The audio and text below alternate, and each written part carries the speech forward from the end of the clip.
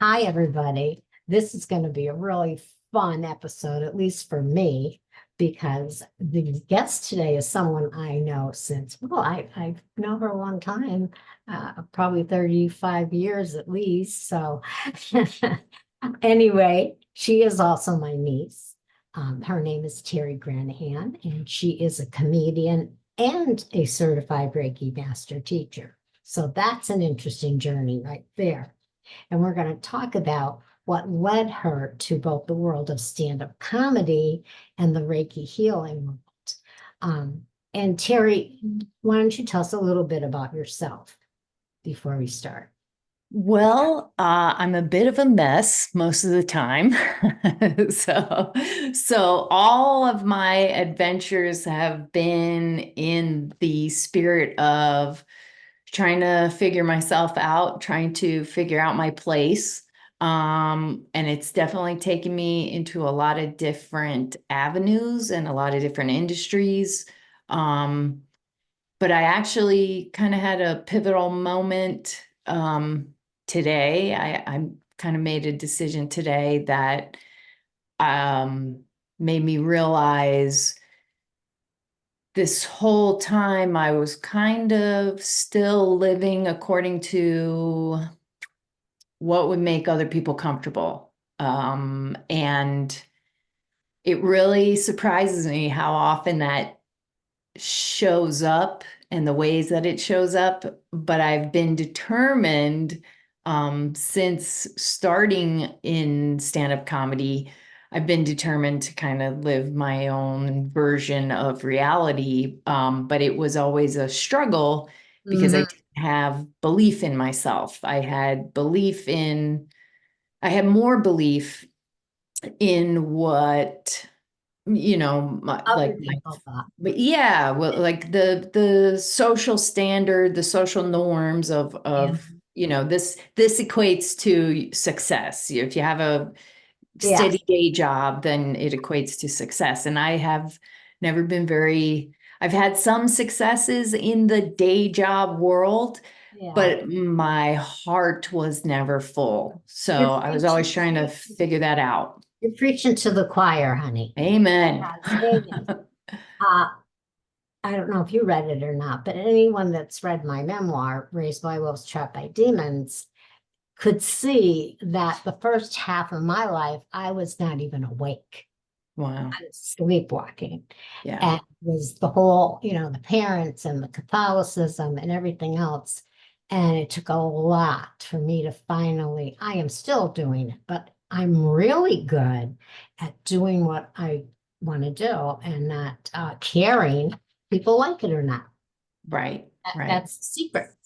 So I know you again a lot of times since you're a little girl, and you're very funny, and your comedy style is witty, and you use observational humor and relatable storytelling, which I think a lot of your material comes from your family. Yes. So let's talk about that. It's funny. We just had Uncle Jimmy's surprise. And for those of you who don't know Uncle Jimmy, I'm surprised. Yeah. He didn't fix something at your house, but he had a 80th surprise birthday party. And that, as I'm amongst the family that showed up, I thought, and even said out loud, I don't know why I don't bring a notepad to these things, because this is where Or, I always work material out. I mean, and it's not because it's conversational. yeah. And I know it's funny in the moment because they're laughing at whatever I said. So for the life of me, why I don't bring a notebook and write down, what conversations happen. I Just retain some of it, but record on your phone. yeah, But yeah. don't let them know, just so you. So one of your early awards was Best New Talent Award at New York Yes, Club in 2003. So yes. I guess somebody thinks you're funny. Somebody did.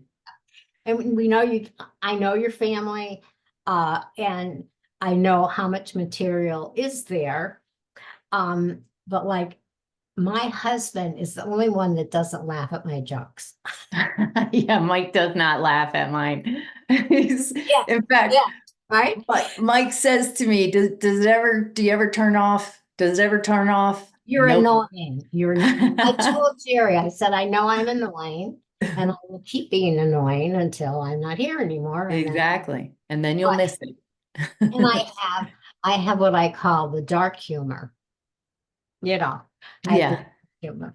So somebody said to me one day, something, he has Parkinson's, he's stage 3, and, and they're talking about, being a caretaker and everything. And I had mentioned, I said, he's my third husband, but I'm with him over 35 years. So what does that tell you about the other two? It was them, Yeah. not me, right? Yeah. And then I said, and if he dies before me, I don't want another man. I'm getting a dog.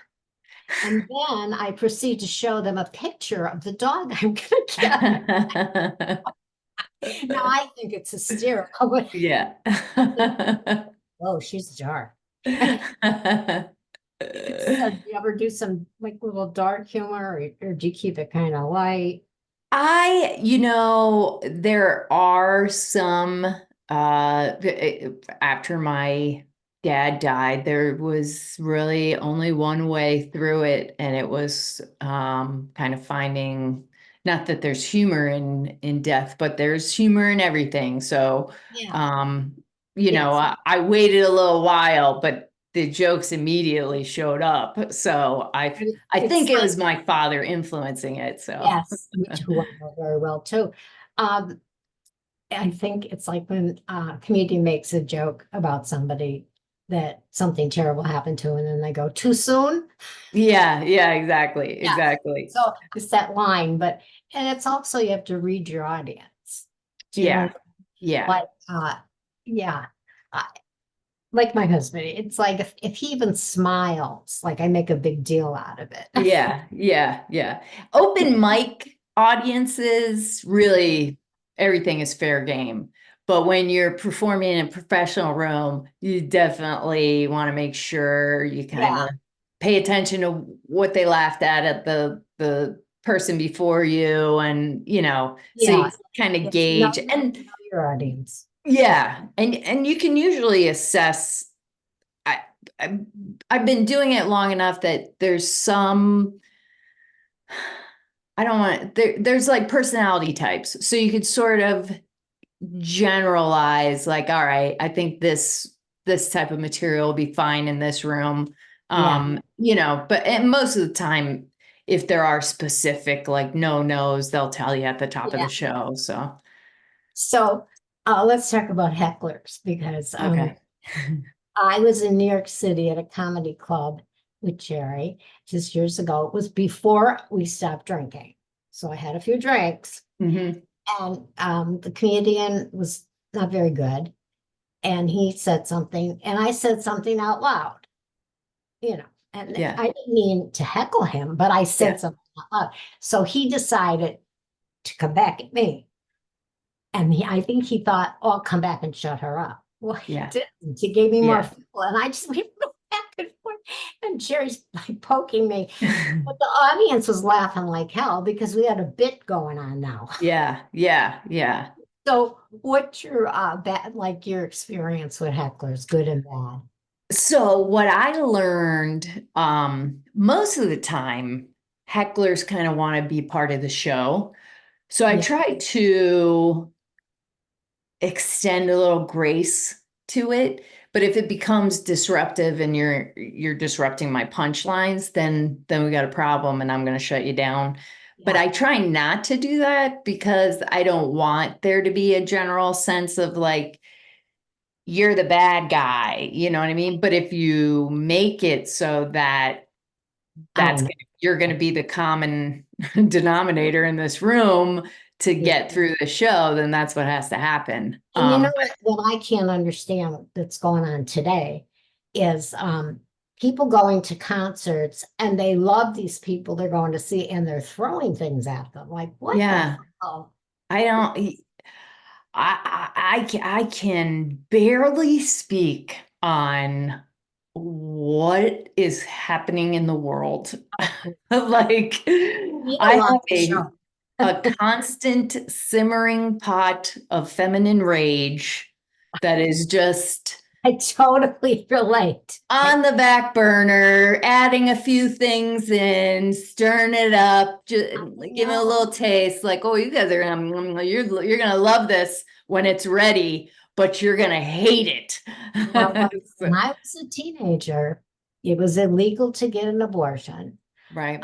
When I got married for the first time, it was, you could not open up a credit account without your husband's signature. Yeah.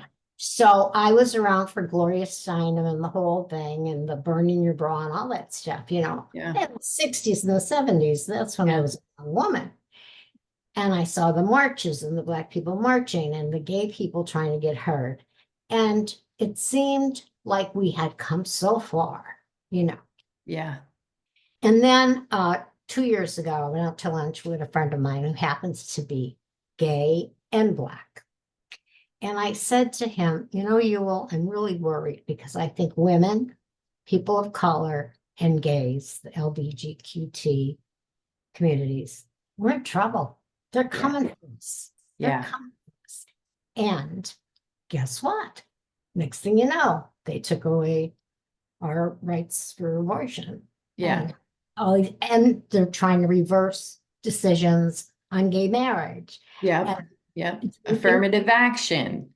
And Oh my God. there's a guy in, I don't know if it's North Carolina or South Carolina, and I don't know what he's running for, Oh, I saw but him. he's talking about taking voting rights away from women. I saw that. I dare you, come for me, please come for me, because I've never hit anybody in my life, but I would love to wrestle that from my hands, please. Were you one of the few people in the Breyer family that read my first book?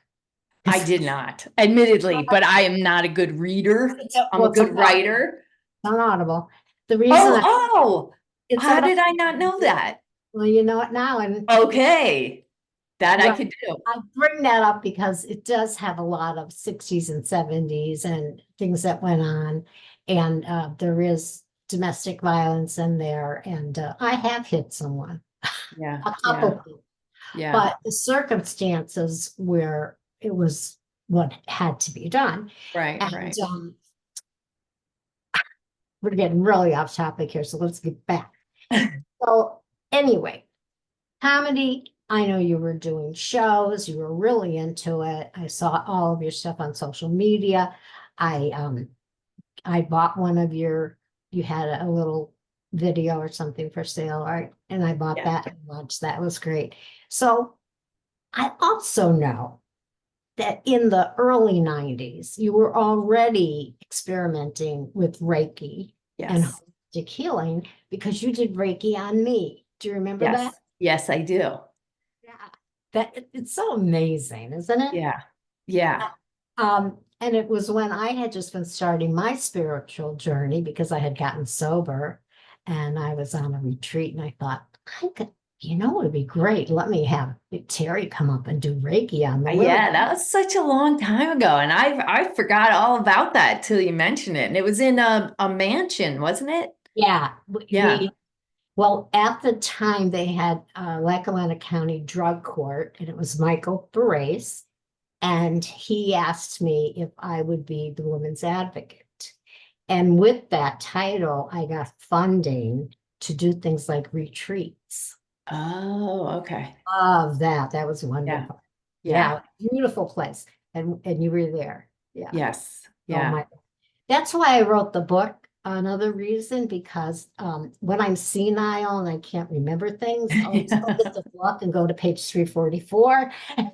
I do. I honestly have journals after journals after journals and think to myself, I don't have to remember this because I have it written down, honestly, because I can't, if I could Google it, I don't, and if I could jot it down, I don't commit it to memory. That's it. What I say to my husband is, I'm 75 years old and there's so many facts in my brain. It's like when a computer gets overloaded and you have to go to the recycle bin.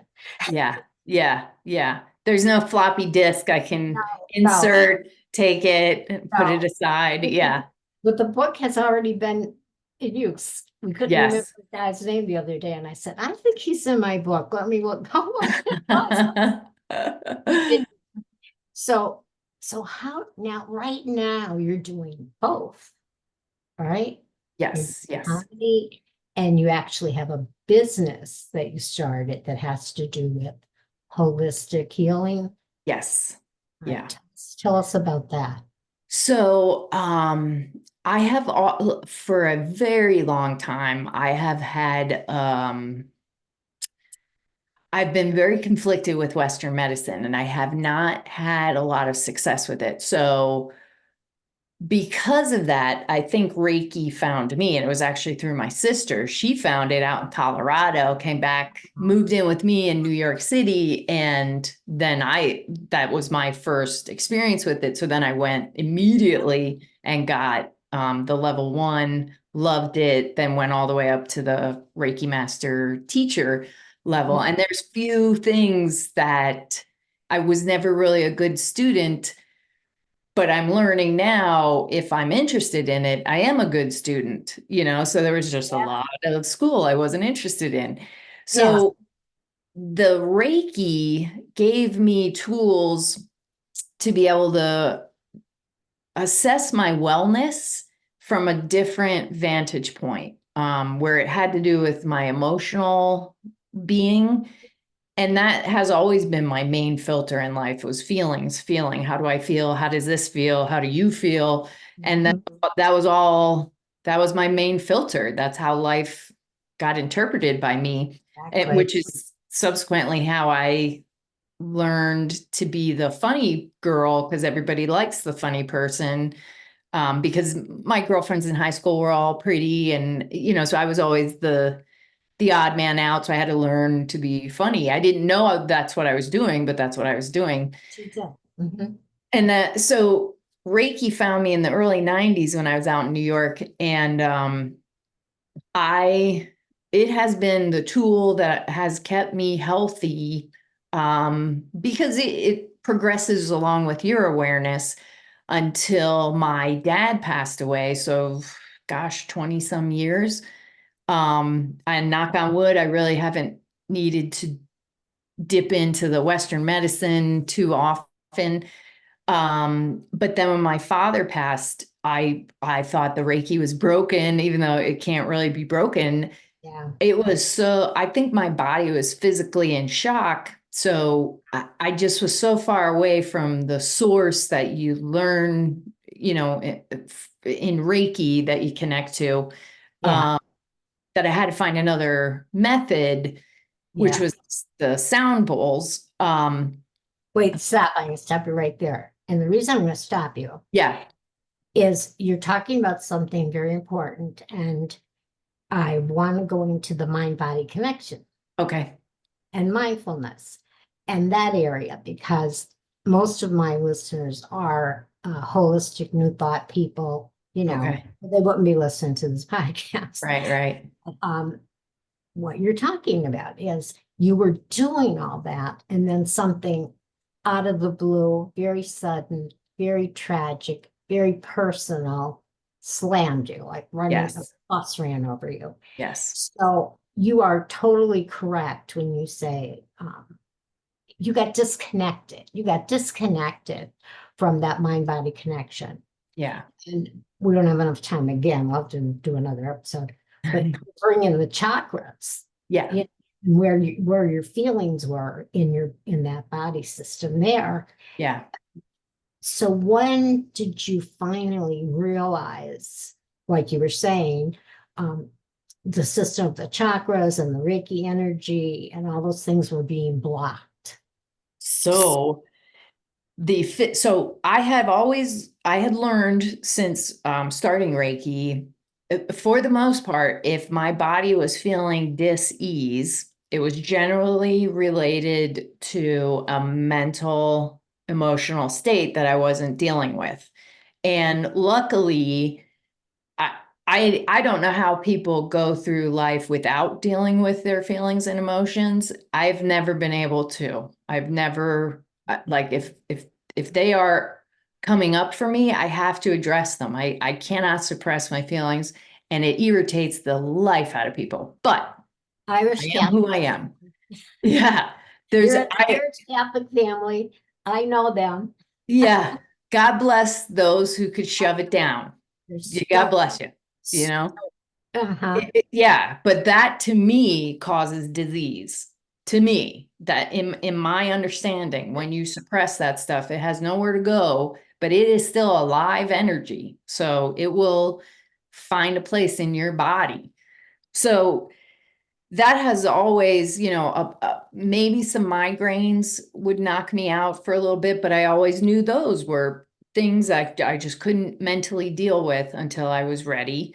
So I was distraught when I couldn't feel the Reiki flow anymore after my dad had passed, and was starting to panic because I started to get in my solar plexus chakra, which is your personal power. That had so much, I was in so much pain. Initially, I thought it was a muscle issue, like in my stomach. I thought I had pulled a muscle, and, I'm sleeping sitting up. I'm wearing a big ace bandage because I didn't want to go to Western medicine, because I figured, nope, I'll handle this. I'll handle this. Nothing was working. Then it became excruciatingly painful. And eventually I ended up going to the ER. I go to the ER. They tell me it's a urinary tract infection. And I'm like, "Ugh, it's just so not a urinary tract infection, but whatever. Okay, thanks. $12,000 later, this is why I don't do Western medicine. Yeah. Thank you for your guess." So I ended up, again, I think when you are seeking answers, they will come to you. Yes. So the Gaia channel had something that was interesting on sacred geometry, and then additionally on sound vibrations. So I had watched, I was all in on the Gaia channel and started inquiring about sacred geometry. And I'm not a math person, so I was sort of like, oh, I don't know if I could do that. But I Yeah, me followed too. what it was saying and thought, wow, that is fascinating. Then got into the sound therapy, started listening to some things on YouTube, and started to feel like, I think what happened is it was so painful how I lost my dad, how the whole thing happened. I couldn't deal with it. I couldn't process it. I just couldn't. And to go where I normally live, which is very deep in my feelings, it was impossible. I couldn't do it. I couldn't do it. So I needed something to get in there that could go past my thinking and my pain and the emotions, and still start to heal my body. Because Yeah. what was happening is I was stopping going to the bathroom. Um, and I don't know how long it had been like that. So I was literally, my body stopped processing. So There's a book called The Body Keeps the Score. Have you read that book? oh, Yeah. no, The Body Keeps the Score. And it's it's the exactly, truth. it It is.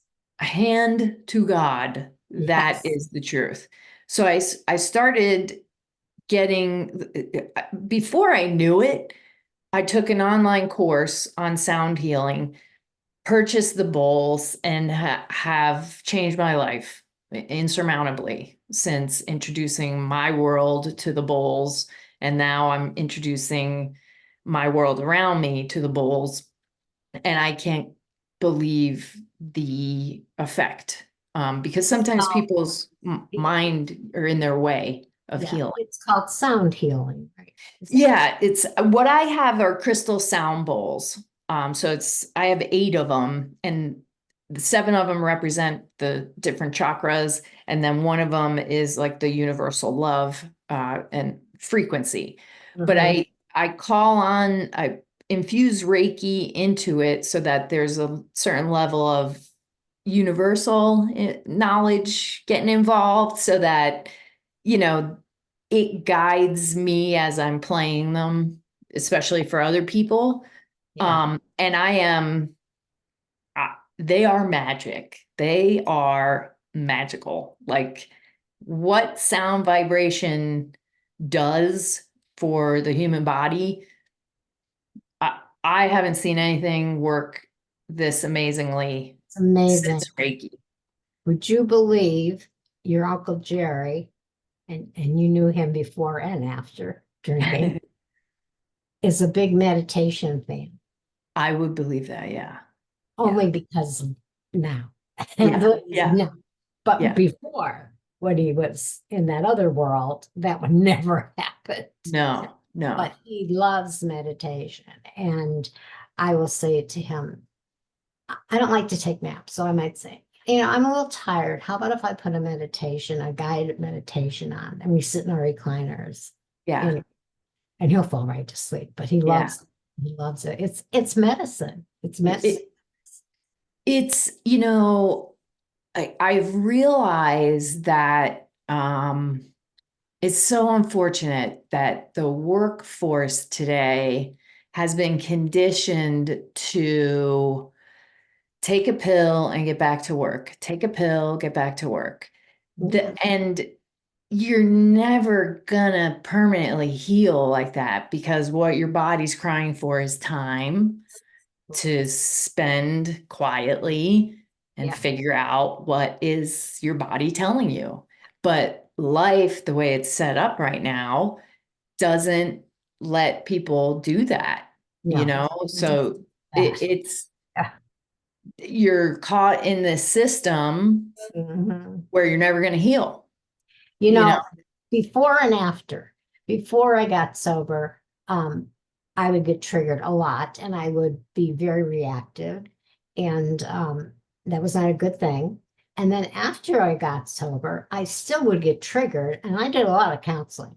I did 9 years straight counseling in early sobriety. And I did inpatient. I did 3 inpatients, which Jerry was like, what are you going to go away every year? And I Yeah, said, I have to, yeah, as yeah, I dealt with, after being sober, picking up food as an addiction, and then going into deep depression and going to Care Foundation that does family of origin work. yeah, So I had done all that, but it still wasn't enough. right. And for me, I still get triggered. I'm still in counseling. I'm in a very good spiritual community instead of a church with a lot of rules. And when I get triggered now, I know to stop and feel the feeling that I'm Yeah, having yeah, and think about why I'm right, having the feeling.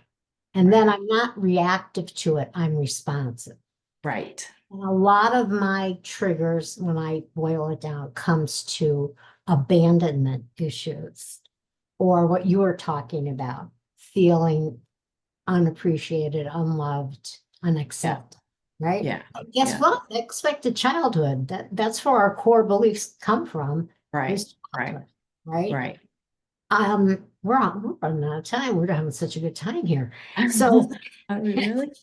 yes. So you have a website Yes, and it's called Vibe Right Wellness. yes. And you do videos on there. You have some roles, or what do you do? I have, so something that is just so ironic to me and interesting. I have an aversion to having myself on video, but Eh, I'm committed to making it happen because I want to be able to start to talk to people like this. It's Um, happening today. so yeah. So right now I have sound bowl music, like meditative videos on my YouTube channel, but I am intending on starting to speak about like what vibrational therapies are available and what they do for you, and what some people's experiences are, my experience. So currently it's just music, but I'm making committed changes so I can have changes in the external world that deal with that level of audacity, for lack of another term, to think so much of myself, to put myself on video, or to, it's people assume because I do comedy that I have this sense of self. And I hate to break it to you, but every comedian is just wrought with depression and low self-esteem. And it's the reason we're up there. So it's not that we are these super funny humans, it's that we're all super damaged, but figured out a way to lessen the pain through humor. Heard many, many actors and comedians say that they're terrified, Yeah. but once they get out and they're doing their thing, it brings them the peace they need, and Yeah. they know they need to do it, but they're terrified. I mean, Yeah. they could be Oscar winning, not everybody, but a lot of them, Yeah. So, how are you balancing the comedy with the new business? It's got to be a tough. Well, I had to walk away from comedy for a while because I was very brokenhearted. There is a book to come. Oh, good. Yeah, I was now I understand it, but for a while I was frustrated because I kept getting very close to making it, whatever that means. And then it didn't happen, it didn't happen, it didn't happen. Yeah. So I always had to have like a day job. So I was always straddling the life between the one that I want and the one that everybody thinks I should have. Yeah. So neither one of them would ever work out to any Yeah. great degree. Yeah. I finally got the awareness that I simply didn't believe in myself. Even like I may have had moments of like, I'm pretty sure I can. I didn't wholeheartedly believe in myself. I don't think I gave myself permission to. I don't think it would have been acceptable. I mean, yes, people would have been happy for me, but the consensus or the what is that called? The collective conscious towards that livelihood.